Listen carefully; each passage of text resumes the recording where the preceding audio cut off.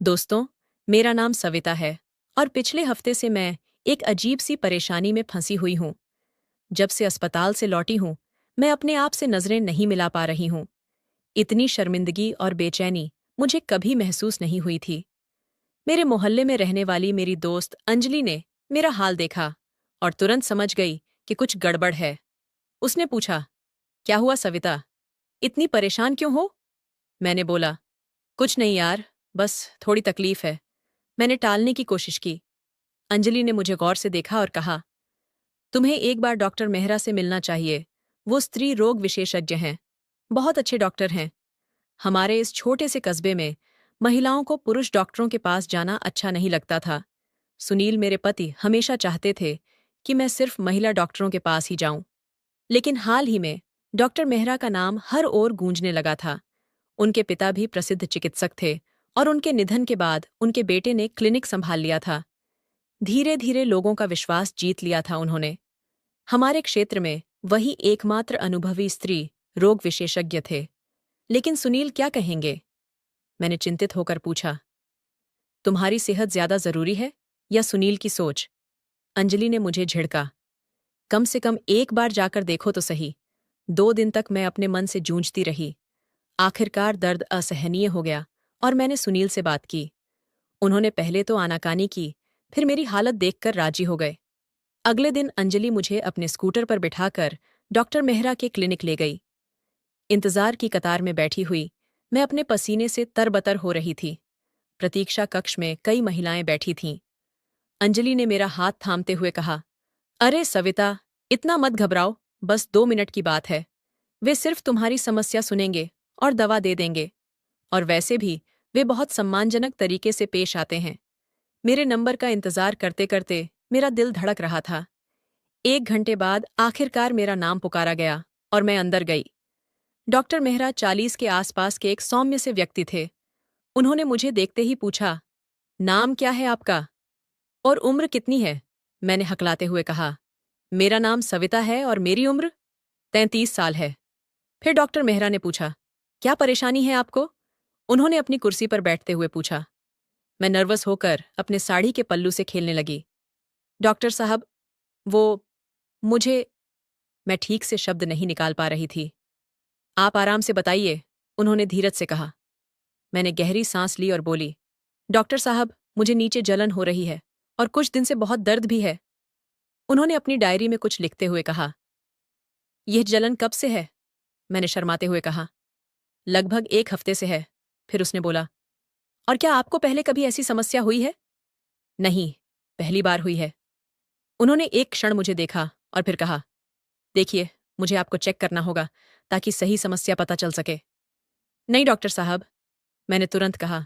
मेरा चेहरा लाल हो गया था। क्या आप बस दवा दे सकते हैं? देखिए सविता जी, बिना जांच के मैं सही दवा नहीं दे सकता। हो सकता है आपको कोई संक्रमण हो या कोई अन्य समस्या। सही इलाज के लिए जांच जरूरी है। मैंने अंजलि की तरफ मदद के लिए देखा, जो प्रतीक्षा कक्ष में रह गई थी। मैं अकेली थी और पसीने से तरबतर। सविता जी, डॉक्टर मेहरा ने धीरे से कहा, मैं समझता हूं आप शर्मा रही हैं, लेकिन मैं एक डॉक्टर हूं। मेरा काम केवल आपका इलाज करना है। अगर आप चाहें तो मैं एक नर्स को अंदर बुला सकता हूं। मैंने अपने हाथों को मरोड़ते हुए कहा, नहीं ठीक है। मुझे लगा जैसे मेरे पैरों के नीचे से जमीन खिसक गई हो। डॉक्टर मेहरा ने मुझे एक अलग कमरे में जाने के लिए कहा, जहां एक पर्दे के पीछे एक बिस्तर था। उन्होंने मुझसे कुछ कपड़े उतारने के लिए कहा और फिर खुद बाहर चले गए। मैं हाथों से कांप रही थी। मैं जो रंग की सलवार कमीज पहने थी, वह अचानक मुझे बहुत पतली महसूस हुई। जब डॉक्टर मेहरा वापस आए, उन्होंने दस्ताने पहने और मुझे बिस्तर पर लेटने को कहा। मैं जैसे तैसे वहां लेटी, अपने कपड़ों को कसकर पकड़े हुए, जैसे वे उड़ जाएंगे। रिलैक्स कीजिए, उन्होंने कहा। अभी मैं जांच करूंगा। मैंने अपनी आंखें बंद कर लीं। मैं शर्म से पानी पानी हो गई थी। ये मेरी सुहागरात की तरह था, जब पहली बार किसी पुरुष ने मुझे इस तरह से देखा था। लेकिन वह सुनील था, मेरे पति। यहां मैं एक अजनबी के सामने थी, चाहे वह डॉक्टर ही क्यों न हो। जांच खत्म होने के बाद डॉक्टर मेहरा ने मुझे वापस उनकी मेज के पास आने को कहा। वे कुछ देर चुप रहे, कुछ लिखते रहे। फिर उन्होंने धीरे से कहा, सविता जी, आपको बहुत बड़ी संक्रमण है। क्या आपने हाल ही में कोई नया साबुन या इंटीमेट वॉश इस्तेमाल किया है? मैंने अपनी नज़रें नीचे रखते हुए झूठ बोला। हाँ, एक नया साबुन आया था मार्केट में। डॉक्टर मेहरा ने मेरी आंखों में देखा और मुझे ऐसा लगा जैसे वे मेरे झूठ को भांप गए हों। वे हल्के से मुस्कुराए, जैसे कह रहे हों कि वे सच जानते हैं, लेकिन कुछ कहेंगे नहीं। देखिए, मैं आपको एंटीबायोटिक और एंटी फंगल क्रीम दे रहा हूं। इन्हें 15 दिनों तक इस्तेमाल करें। और हाँ, उन्होंने अपनी आवाज़ थोड़ी धीमी करते हुए कहा, इस दौरान पति के साथ शारीरिक संबंध से बचें। संक्रमण गंभीर है और फैल सकता है। मेरा चेहरा शर्म से और लाल हो गया। जी डॉक्टर साहब, मैंने फुसफुसाते हुए कहा। और 2 हफ्ते बाद फॉलोअप के लिए आइएगा, उन्होंने पर्ची थमाते हुए कहा। मैं वहां से निकलकर अंजलि के पास आई, जो अभी भी मेरा इंतजार कर रही थी। क्या हुआ? उसने तुरंत पूछा। बाद में बताऊंगी, मैंने कहा। मैं अभी किसी से भी बात करने के मूड में नहीं थी। घर पहुंचकर मैंने सुनील को सब कुछ बताया कि मुझे संक्रमण है और हमें कुछ दिनों के लिए दूर रहना होगा। वे समझ गए और मेरी तकलीफ देखकर चिंतित हो गए। 15 दिनों बाद मुझे काफी राहत महसूस हुई थी, लेकिन फॉलोअप के लिए जाना अभी बाकी था। मैंने अंजलि को फोन किया। अंजू, क्या तुम कल मेरे साथ फिर से डॉक्टर मेहरा के पास चलोगी? मेरा फॉलोअप है। अंजू बोली। अरे यार, मुझे माफ करना। मेरी बेटी की परीक्षा है, कल मैं उसे छोड़कर नहीं जा सकती। पर तुम्हें अब क्या डर? तुम तो जानती हो रास्ता। एक बार जा चुकी हो, अब तो आसानी होगी। अगले दिन मैं अकेली ही डॉक्टर मेहरा के क्लिनिक पहुंची। वेटिंग रूम में बैठकर मेरा दिल पहले से कुछ कम धड़क रहा था, पर फिर भी कुछ अजीब सी घबराहट थी। जब मेरा नंबर आया तो मैं अंदर गई। कैसा महसूस कर रही हैं अब? डॉक्टर मेहरा ने अपनी कुर्सी से उठकर पूछा। पहले से बेहतर हूं, आपकी दवा से काफी आराम मिला है, मैंने कहा। लेकिन कभी कभी अभी भी हल्का दर्द होता है, उन्होंने अपने चश्मे को ठीक करते हुए कहा। एक बार फिर से चेक कर लेते हैं, ताकि सुनिश्चित हो जाए कि संक्रमण पूरी तरह ठीक हुआ है या नहीं। इस बार मैं पिछली बार की तुलना में कम शर्मिंदा थी। जब मैं जांच वाले कमरे में गई, वहां एक नर्स भी मौजूद थी। डॉक्टर मेहरा ने आदत के अनुसार दस्ताने पहने। सविता जी, क्या आप तैयार हैं? उन्होंने पूछा। मैंने हल्के से सिर हिलाया। फिर उन्होंने नर्स से कुछ फाइल लाने के लिए कहा, और जैसे ही नर्स कमरे से बाहर निकली, डॉक्टर मेहरा ने धीमे स्वर में कहा, मुझे लगता है, मुझे पता है आपकी समस्या किस कारण हुई, लेकिन मैं यह सलाह दूंगा कि आगे से ऐसा न करें। मैं हैरान रह गई। क्या न करूं? मैंने घबरा कर पूछा। आप विवाहित हैं ना? उन्होंने बिना आंखें मिलाए पूछा। एक लंबी चुप्पी छा गई। यहां मैं अपनी कहानी में थोड़ा पीछे जाना चाहती हूं और आपको बताना चाहती हूं कि मेरी शादी कैसे हुई थी।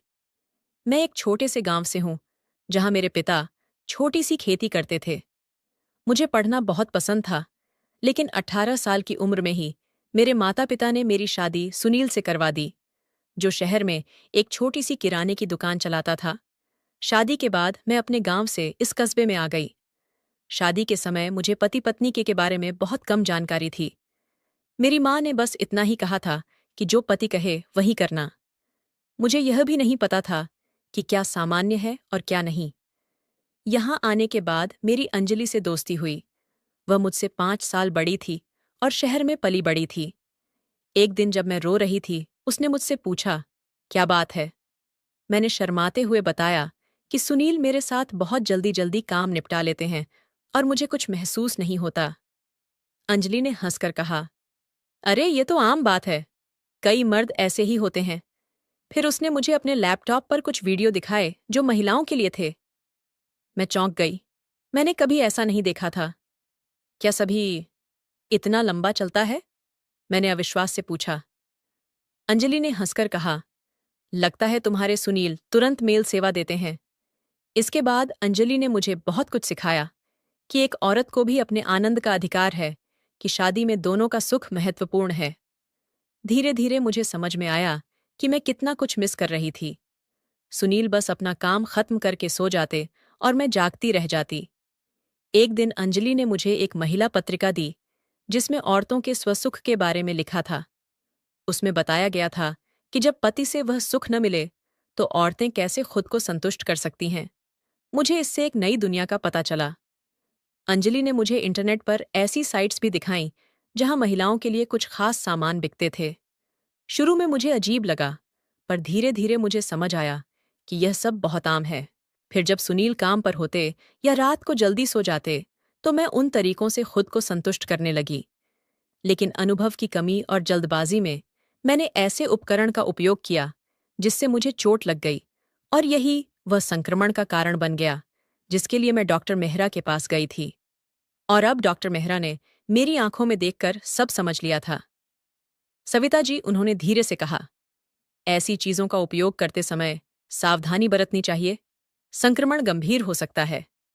मैंने शर्म से सिर झुकाकर कहा, डॉक्टर साहब, सच बताऊं तो मैं बहुत परेशान हूं। डॉक्टर मेहरा ने अपना चश्मा उतारते हुए कहा, मुझे विवरण नहीं सुनना है।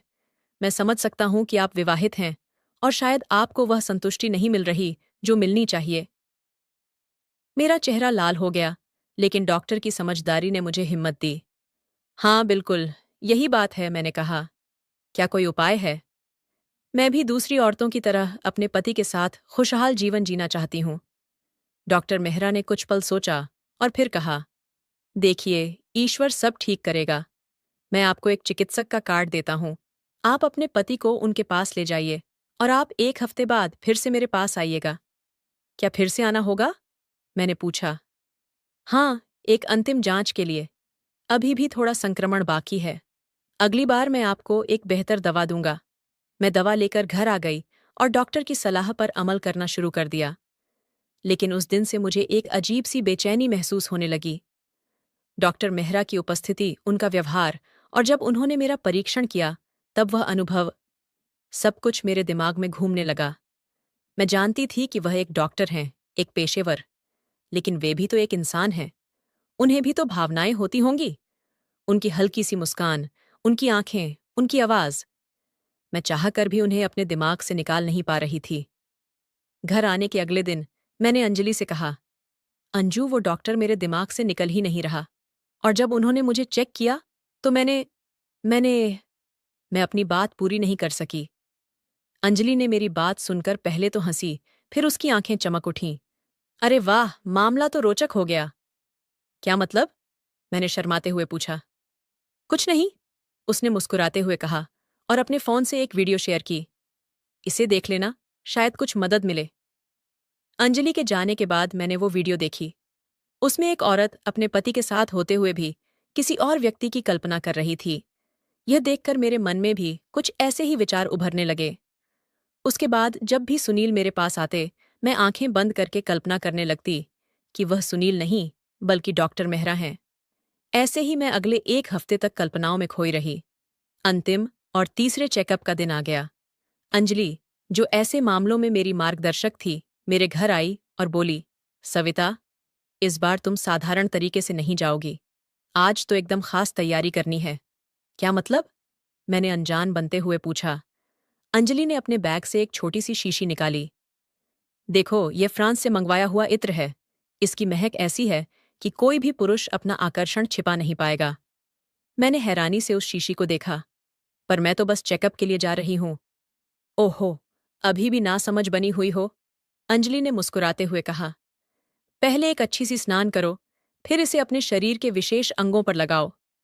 तुम्हारी जो दिन रात याद सता रही है, उसे भी तो तुम्हारी महक का एहसास होना चाहिए ना। पर वो एक डॉक्टर हैं, मैंने कमजोर आवाज में कहा। और तुम एक औरत, अंजलि ने मेरी आंखों में देखते हुए कहा। क्या यह नहीं देखा तुमने कि उनकी नजरें तुम्हें कैसे निहारती हैं? पेशेवर होने का मतलब ये नहीं कि वे पत्थर के बने हैं। मेरे अंदर कुछ हलचल सी हुई। मैंने अंजलि की सलाह मान ली और गुलाब जल से स्नान कर वह विशेष इत्र अपने पूरे शरीर पर, विशेषकर उन जगहों पर लगाया जहां अंजलि ने बताया था। क्लिनिक पहुंचकर मैं दुल्हन सी सज धज कर गई थी। एक लाल रंग की साड़ी पहनी थी, जो मैंने शादी के बाद किसी विशेष अवसर पर ही पहनी थी। मेरे बालों में गजरा था और मैंने हल्का सा मेकअप भी किया था। प्रतीक्षा कक्ष में बैठकर मुझे अपने दिल की धड़कनें साफ सुनाई दे रही थीं। इस बार मैं डर से नहीं, बल्कि उत्सुकता से बेचैन थी। हर बार जब नर्स किसी मरीज को बुलाती, मेरा दिल धक से हो जाता। आखिरकार मेरा नंबर आया। मैं डॉक्टर मेहरा के कक्ष में प्रवेश की। मुझे देखते ही उनकी आंखों में एक चमक आई जो मैंने पहले कभी नहीं देखी थी। सविता जी, कैसा महसूस कर रही हैं आप? उन्होंने अपनी कुर्सी से उठते हुए पूछा। आपकी दवाओं का चमत्कार है डॉक्टर साहब, मैंने मुस्कुराते हुए कहा। अब मैं बिल्कुल ठीक हूं। फिर भी उन्होंने अपनी आवाज में थोड़ी गहराई लाते हुए कहा, एक अंतिम जांच करना जरूरी है, ताकि सुनिश्चित हो जाए कि संक्रमण पूरी तरह ठीक हो गया है। मैं जांच वाले कमरे में गई। इस बार आजाद महसूस कर रही थी, जैसे मैं नई सविता बन गई हूं। डॉक्टर मेहरा ने अपने दस्ताने पहने और मुझे जांच बिस्तर पर लेटने को कहा। मैंने अपनी साड़ी का पल्लू ढीला किया और लेट गई। अंजलि की दी हुई इत्र की महक पूरे कमरे में फैल गई थी।